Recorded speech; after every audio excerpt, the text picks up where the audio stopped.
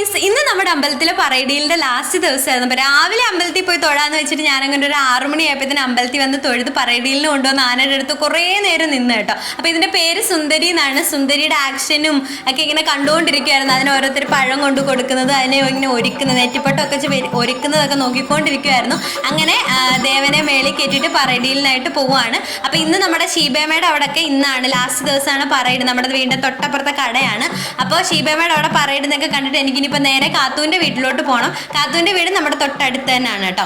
അപ്പം കാത്തു എൻ്റെ അടുത്ത് വീഡിയോ എടുത്ത് തരണേന്ന് പറഞ്ഞിട്ടുണ്ടായിരുന്നു ഇന്നലെ. അപ്പം ഞാൻ ചെന്നപ്പോൾ പിന്നെ എന്നോട് പറഞ്ഞു പുഴുവാട്ടി ചേച്ചി രാവിലെ മൂടങ്ങ് പോയി, ഞാൻ അതുകൊണ്ട് വീഡിയോ ഒന്നും രാവിലത്തെ എടുത്തില്ല, അതുകൊണ്ട് എടുക്കണ്ടെന്ന് പറഞ്ഞു. എന്നാലും എൻ്റെ ഒരു സമാധാനത്തിന് വേണ്ടിയിട്ട് ഞാൻ കുറച്ച് ക്ലിപ്പൊക്കെ എടുത്ത്. അപ്പോൾ കാത്തൂൻ്റെ ഒരു യൂട്യൂബ് ചാനലുണ്ട് കേട്ടോ, അപർണാസ് വ്ലോഗ്സ് എന്നാണ് പേര്. അപ്പോൾ മാക്സിമം അത് സെർച്ച് ചെയ്ത് നോക്കി കണ്ടുപിടിച്ചിട്ട് സപ്പോർട്ട് ചെയ്യണം കേട്ടോ, സബ്സ്ക്രൈബ് ചെയ്ത് സപ്പോർട്ട് ചെയ്യണം. അതൊക്കെ കഴിഞ്ഞിട്ട് ഞങ്ങൾ അവിടുത്തെ പറ കഴിഞ്ഞിട്ട് പിന്നെ ബാക്കിയുള്ള വീടുകളിലും കൂടെ ഇടുന്നത് കാണാമെന്ന് പറഞ്ഞിട്ട് ഞങ്ങൾ ആ പറയുടെ കൂടെ പോയി.